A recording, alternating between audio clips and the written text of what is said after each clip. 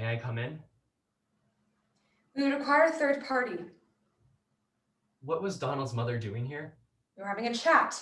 About what? A third party is truly required, Father. No, sister, no third party. You and me are two for a talk. You have to stop this campaign against me. Stop it at any time. How? Confess and resign. You are attempting to destroy my reputation. But the result of all this is going to be your removal, not mine. What are you doing in this school?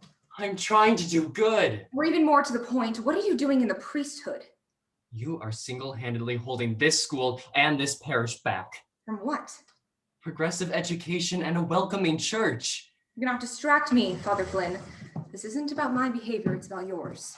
It's about your unfounded suspicions. That's right, I have suspicions. You know what I haven't understood through all this? Why do you suspect me? What have I done? You gave that boy wine to drink and you let him take the blame. That's completely untrue. Did you talk to Mr. McGinn? All Mr. McGinn knows is that the boy drank wine. He doesn't know he came to drink it. Did his mother have something to add to that? No. So that's it. There's nothing there. I'm not satisfied. Well, if you're not satisfied, ask the boy then. No, he'd protect you. That's what he's been doing. And why would he do that? Because you seduced him. You're insane. You've got it in your head that I've corrupted this child after giving him wine, and nothing I say will change that. That's right. But correct me if I'm wrong. This has nothing to do with the wine. Not really. You had a fundamental mistrust of me before this incident. It was you that warned Sister James to be on the lookout, wasn't it? That's correct. So you admit it. Certainly. Why? I know people. That's not good enough. It won't have to be. How's that? You will tell me what you have done. I will. Yes. I'm not one of your truant boys, you know. Sister James is convinced I'm innocent. So you talked to Sister James? Well, of course you talked to Sister James.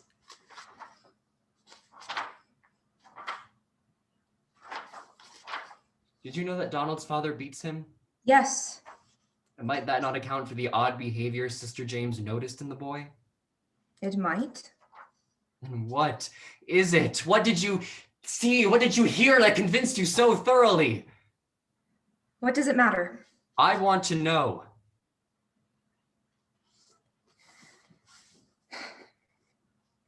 On the first day of the school year, I saw you touch William London's wrist and I saw him pull away. That's all? That was all. But that's nothing.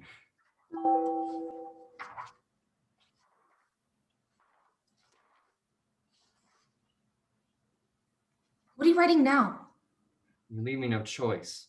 I'm writing down what you say.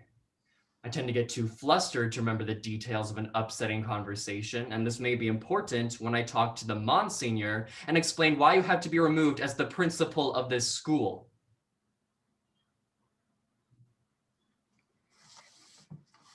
This morning, before I spoke with Mrs. Muller, I took the precautions of calling the last parish to which you were assigned.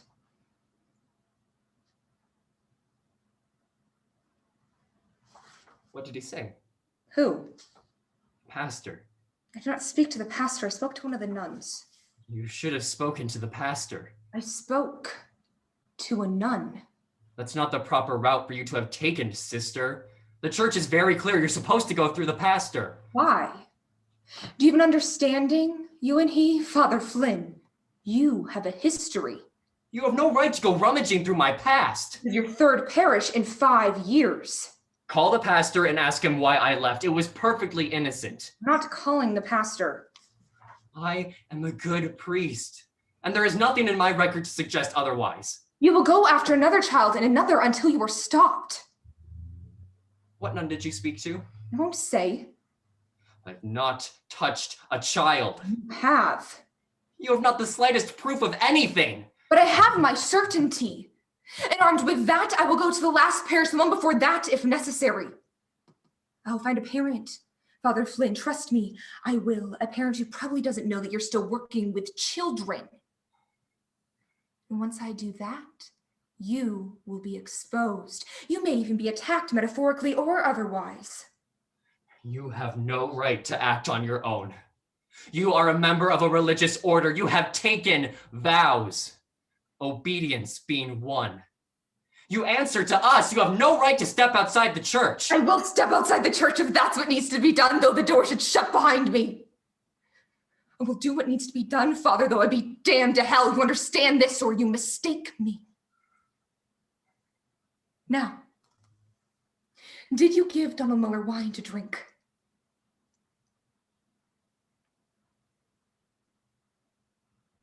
Have you never done anything wrong? Yes. Mortal sin? I have. And? I confessed it.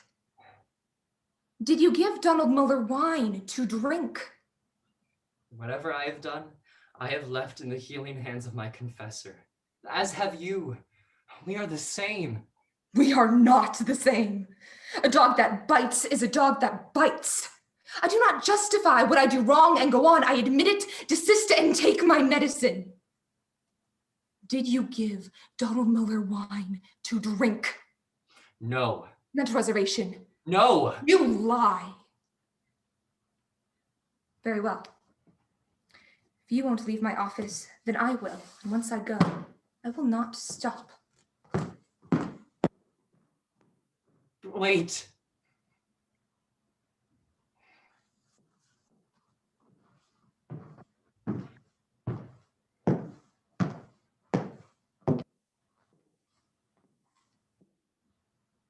You will request a transfer from this parish and take a leave of absence until it is granted. And do what for the love of God? My life is here. Don't. Please. Are we people? Am I a person, flesh and blood like you? Or are we just ideas and convictions? I can't say everything. Do you understand? There are things I can't say. Even if you can't imagine the explanation, sister, remember that there are circumstances beyond your knowledge. Even if you feel certainty, it is an emotion and not a fact.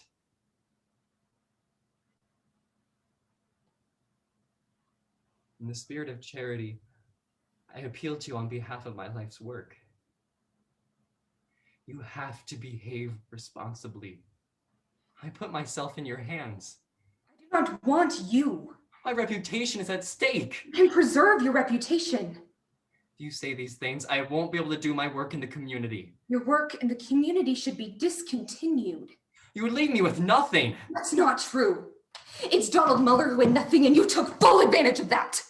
I have not done anything wrong. I care about that boy very much. Because you look at him and smiled with him and talked to him as if you were the same.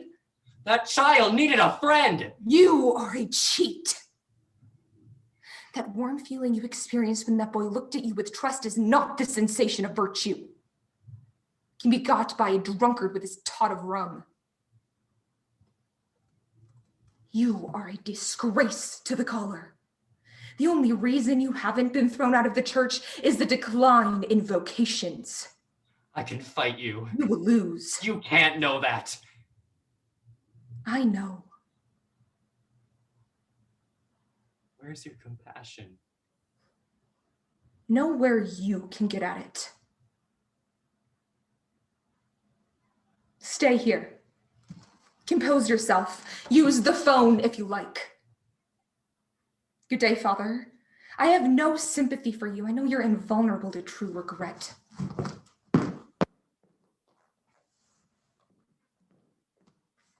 And cut your fingernails.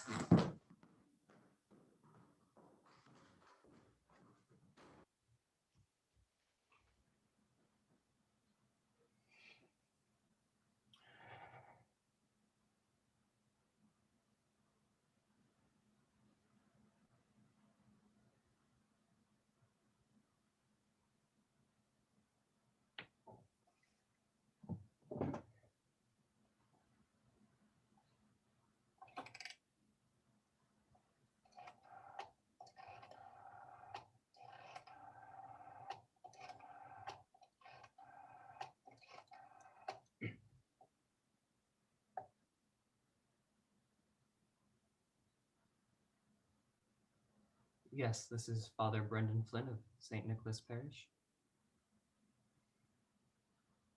I need to make an appointment to see the bishop.